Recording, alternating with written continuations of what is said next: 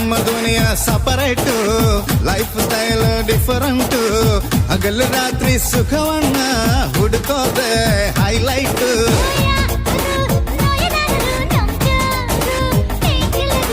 ಯಾರು ಬೋರು ಅನ್ನರು ನಮ್ಗ್ಯಾರು ಅಷ್ಟು ಥ್ರಿಲ್ಲರು.